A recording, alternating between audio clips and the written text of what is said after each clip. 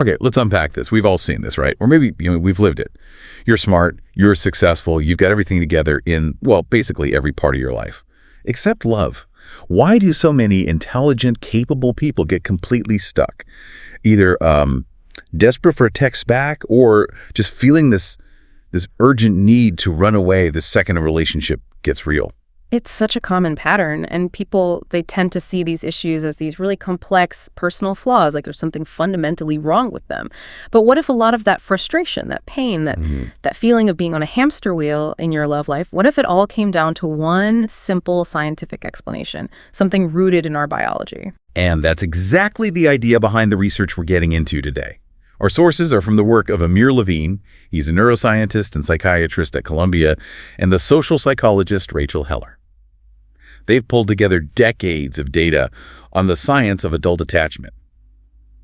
So our mission in this deep dive is pretty straightforward. For you, listening, we're going to break the code. We want to help you figure out your own relationship blueprint and, maybe even more importantly, how to decode the attachment style of your partner or, any potential partner. And it's so important to get this up front. This is not pop psychology or guesswork. The theory is really deeply rooted in evolutionary science. It goes all the way back to John Bowlby's work in the 50s and 60s. He argued that bonding, it isn't just a nice feeling, it's an evolutionary necessity, a hardwired survival mechanism. A survival mechanism. Wow, that's a heavy way to put it. It is. And then Mary Ainsworth built on that with her studies, watching how kids react when separated from their parents. And later, in 1987, researchers Hazan and Shaver adapted it all for adults. But the core idea is this. We all have a special biological mechanism in our brain. It's called the attachment system. Okay, let's zero in on that, the attachment system. Yeah. Because that really is the key to this whole puzzle, isn't it? How does it work? Think of it like a neurological security alarm.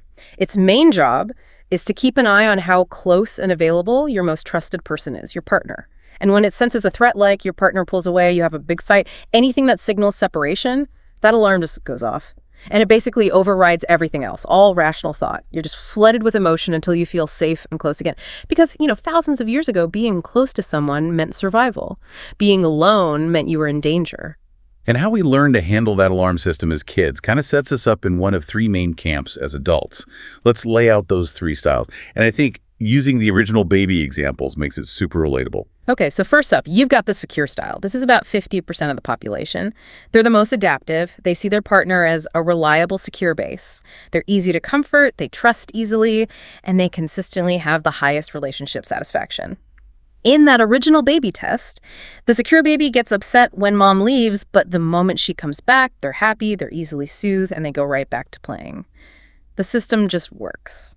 Then you get the two insecure styles. Let's start with the anxious style. These are the people with a really sensitive attachment system. Their security alarm has like a hair trigger.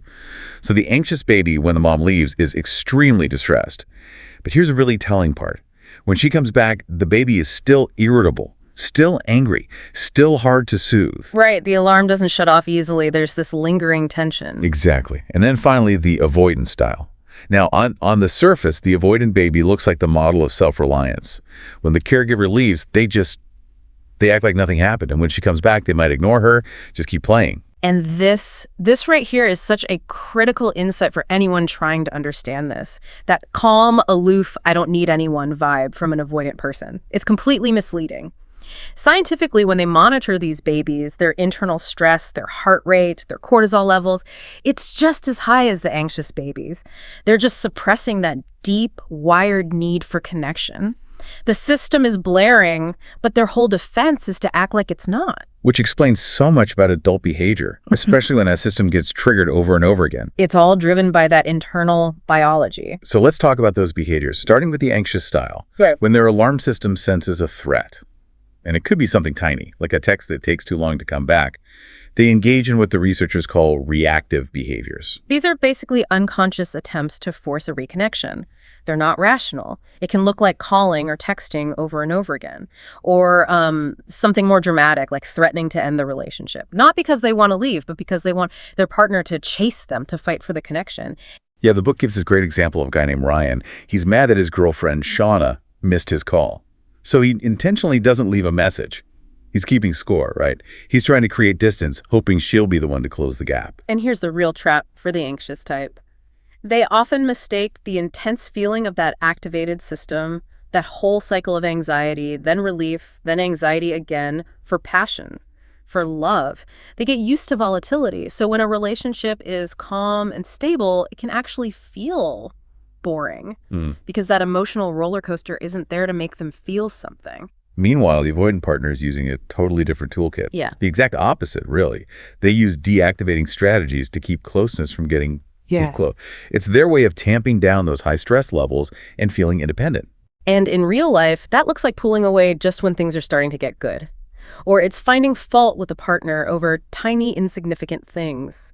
Seeing the worm in the apple, so to speak. Like the example of Carol, who broke things off with Bob, a perfectly kind, patient guy, because she suddenly decided he wasn't intellectual enough. The flaw wasn't the real issue. It was just a psychological escape hatch. The other classic examples are, refusing to say I love you, or having these impossibly high standards for a partner, or idealizing a ghost ex, or the one who doesn't exist, like Paul, who dumped his girlfriend because he got obsessed with some minor aesthetic detail he decided was wrong. That idealization gives the avoidant a perfect excuse to keep a real available person at arm's length. And this all feeds into what we could call the independence myth. Avoidants confuse being self-reliant with being truly independent, and the irony is it often leads to this profound loneliness, even when they're in a relationship. They push people away for freedom, but the freedom feels empty. The source even quotes that famous line from Into the Wild. Happiness is only real when shared. That idea just runs so against the grain of our culture, doesn't it? We're taught to admire the rugged individual who doesn't need anyone. Exactly. And that brings us to the dependence paradox. Biologically, the exact opposite of that cultural myth is true. When you are effectively dependent on a reliable partner, when that person is your secure base, you actually become more brave, more independent, and more likely to go out and conquer the world. Wait, so relying on someone makes you more successful. How does that work? Think about it. When you have that secure buffer, your cognitive load it plummets. You're not wasting all this mental energy worrying about the relationship, monitoring for threats, managing anxiety, and all that freed up bandwidth can now go toward taking creative risks, focusing on your career, exploring new things. True independence is built through reliable dependency, not by avoiding it. And this is where it becomes so crucial for you, the listener, to understand these styles. Because now we get to the most common and frankly, most destructive dynamic of all, the anxious avoidant trap. Ugh, yes. It's a relationship basically built on chronic dissatisfaction. And it is everywhere. It's a toxic feedback loop, really. The anxious person is drawn to the uncertainty. They mistake that tension for passion, which keeps their alarm system firing. And the avoidant person feels powerful and independent because their partner seems needy and is always chasing them. It validates their whole worldview. And that instability just poisons every little interaction. The sources call them proximity conflicts, arguments that look like they're about one thing on the surface, but are actually about how much distance there is between the couple. The washing machine example is perfect. Janet, who's avoidant, insists on doing laundry at her sister's place across town. It creates mandatory space. Mark, her anxious partner, wants to buy a washing machine for their apartment to create more closeness, more shared tasks. They're fighting about laundry, but they're really fighting about intimacy. Or Naomi, who felt abandoned because Kevin, an avoidant, insisted on keeping all his exes on his Facebook. It wasn't about social media, it was about him maintaining emotional distance and her reacting to it. So if you're listening and you recognize yourself in that chase and retreat dynamic, the insight here is that it's not going to get better on its own. One or both of you have to consciously shift toward a more secure way of being. And here's the really good news. The secure style is like a relationship buffer. Studies show that even if just one partner in a couple is secure, a mixed couple, the overall satisfaction levels are nearly as high as when both partners are secure. You, yourself, can change the entire dynamic by adopting that secure blueprint. Okay, so what does that actually look like? When there's a conflict, what does a secure person do? It's not about being perfect, right? It's about having a set of principles to, de-escalate and repair. The research breaks it down into 5 key principles for conflict that you can start using right away. Number 1 is prioritize your partner's well-being. You have to recognize that your needs are linked. If they're in pain, it's going to affect you too. And number 2, focus on the immediate issue. Don't let a fight over dishes escalate into a character assassination about your partner being lazy and selfish. Okay, but I have to push back on that a little. For an anxious or avoidant person, isn't that almost impossible? Because for the anxious partner, that dirty dish isn't about being clean. It's proof that they aren't a priority. They generalize it instantly. You are absolutely right. That generalization is the default setting for the insecure styles. They catastrophize. The secure skill is recognizing that impulse to generalize and then consciously choosing not to. The book talks about Alex and Terry, a couple who'd had the same argument about a grocery list for 30 years, but they were able to keep the fight contained. They argued about the list. They didn't make it about character flaws. Okay, so that's number 3. Avoid generalizations and personal attacks. Number 4, be willing to engage and stay present, physically and emotionally. The avoidant instinct is to shut down or walk away. A secure person stays and helps co-regulate. And co-regulating doesn't mean they solve the problem for you. It just means they help bring the emotional temperature down so you can both think clearly again. And that brings us to the last one. Number 5, use effective communication. And this might be the single most powerful tool for anyone listening. Effective communication, or EC, is just. It's expressing your core needs and expectations directly, honestly, and without blame. It's the total opposite of, dropping hints, being passive-aggressive, or trying to manipulate a situation. EC is so powerful because it's like a rapid-fire test for a relationship's viability. It tells you very quickly if the person you're with is actually available for the kind of relationship you want. Exactly. Take Lauren's story. She was dating Ethan, and he had this weird no-touching rule that was confusing her. Instead of agonizing for months trying to be the cool girl, she just used EC. She sat him down and said, "Look, I want a relationship that's more than platonic. What are your intentions here? Why is there a no-touching rule?" And that one conversation, which she was terrified to have, by the way, it cleared everything up instantly. Ethan had his own issues he was dealing with, and he wasn't available. Lauren saved herself months of wasted time and emotion. EC turns what feels like neediness into confident, secure assertiveness.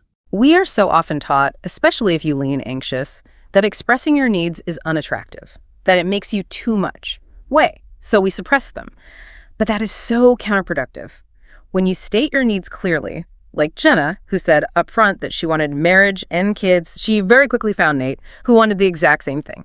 She weeded out all the avoidance who would have wasted her time. And the real goal of effective communication isn't just about getting what you want, though that's a part of it.